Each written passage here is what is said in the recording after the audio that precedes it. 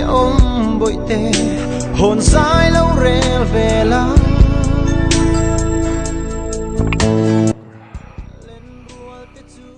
tôi riêng trụ cái mình cắt thầu hóa được cái thằng này mi bộ một chuột lâu đó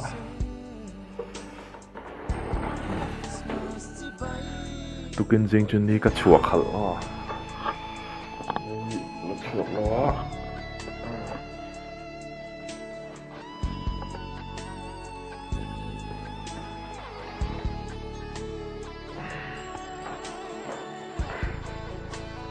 kinh riêng ở chuột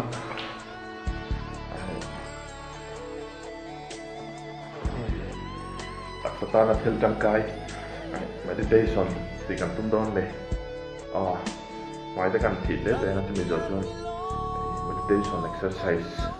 thì kan tum don le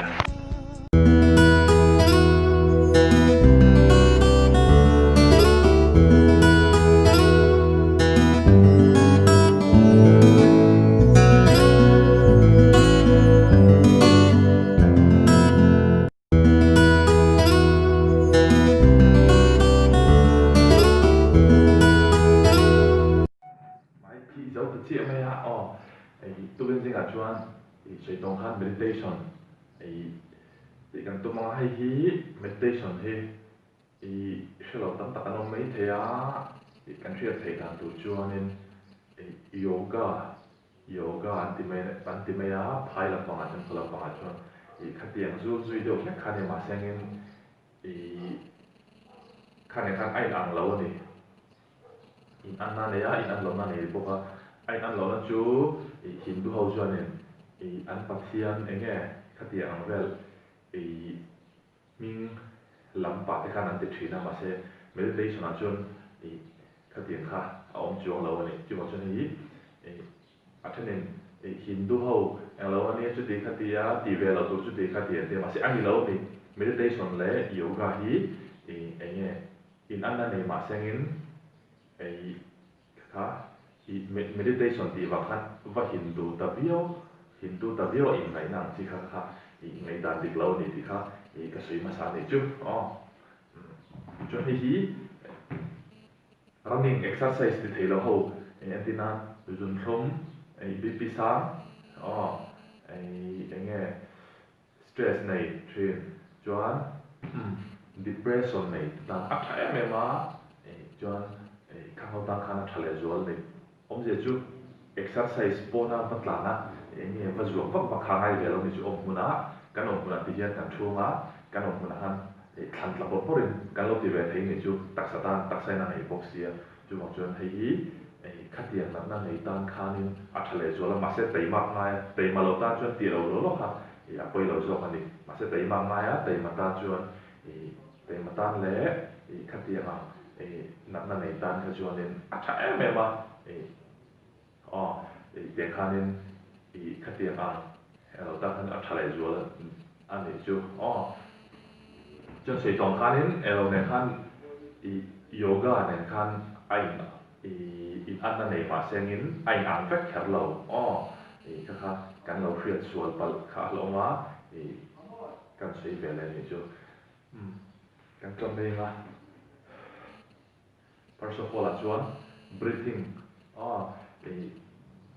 bố đồ cần hiệp luôn tăng á thì ông cũng là bố đồ cần hiệp luôn tất cột tiếng ăn đá mà nghiến ra bên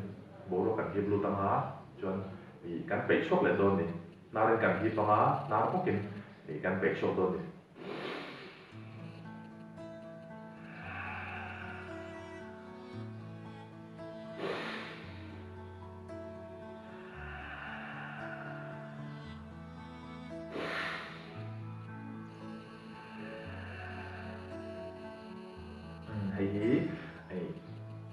căn hiệp lụ chia khán second lý một second thu một thì căn trốn rất tăng á cho nên căn phải chuộc lấy nào giá luôn này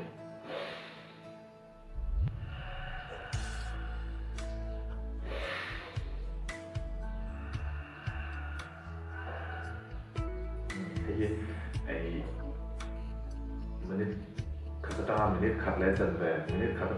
lấy chân về minute nghỉ bộ bơi lội khám phá thì thị trường trẻ em này đã đa cái chỗ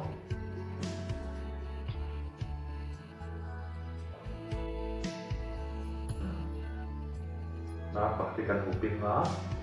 praktikan huping na praktikan huping kemudian kan halu tanga kan itu baru kan hiblu tanga jual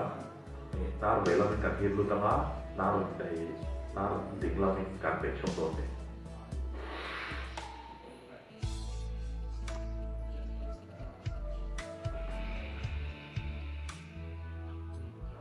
na bela kan hiblu ya besok ya kan hiblu ya kan besok ya suy tổng hát tạo phổ hiến các hiệp lũ ruộng các hiệp lũ ruộng sẽ khá thì sẽ khác khá tâm là các hiệp mà sẽ khác không có ăn tròn rất là hóa cho các bể chuột lại tạo rất rồi với thành là các tiêu liệu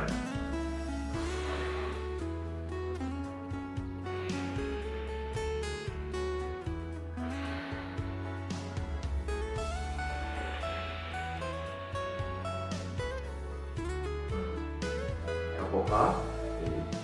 mình nghĩa cho nó mình thật lệ chân về cho nó mình thấu thì đủ rồi mình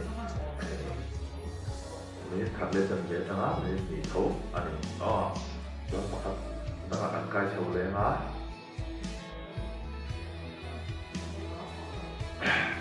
một điều gì á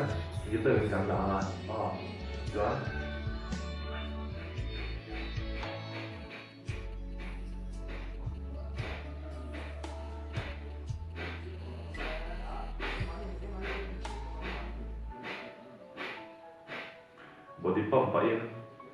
body pump pain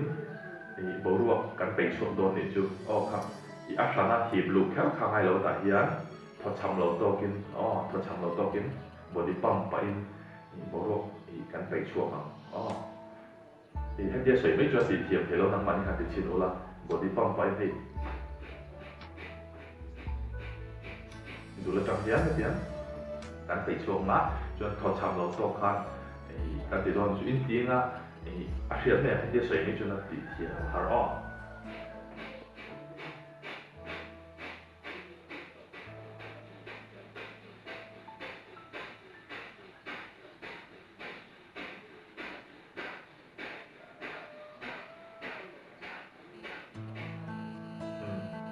thì har sắc khúc mấy thằng chú thọ để chậm thế này thọ tiếng Ai lo tát để cho thọ chậm khang đi hành thì là thì chẳng rất khá thẳng đấy thì tâm thì hiểu của hai cái lo tết thì chúng mình thẳng để bộ là mình trẻ mình thì trái này mà thì sẽ có khá nhiều thì có những cái khá là trang mỹ khá là chân để thấu thì chuan anh ấy chu chuan cả là khá thì càng thọ chậm đó để chuan bộ đồ các hiệp lụt lệ rất thâu tuổi này thì chúng ta không có chuyện tỷ chuột ở tuổi này chứ chuyện lạt nan quên đóng được gì mà không gì này lâu á ta trong hai tuổi thì ha lạt nan thì cái công trình á chuyện thì cái field don này cái công trình á thì cái field don này chuyện mình phải ya cái music display ya meditation music ở trong này nó chuyệnถึงการฟิลโลจุกันที่นั้นปากอีบาเล่งคันกันออกตอนนี้จูอีไงตัวนะครับปากอับาเล่งโดนสีนั่นนี่จูอีไม่มีชิมากันไงตัวนะคะอีปากอักลตานี่จูปากอักลาปังปาเชนเป็นคำว่าหูนี่ปังปาเป็นคำว่าหูนี่จนที่การปัญญาอีบริทิ้งbộ đồ hiệp lúa thuộc chuột gì cả rồi ngó nghịch tí rắc thấu đồ này thì phiền bạc hẳn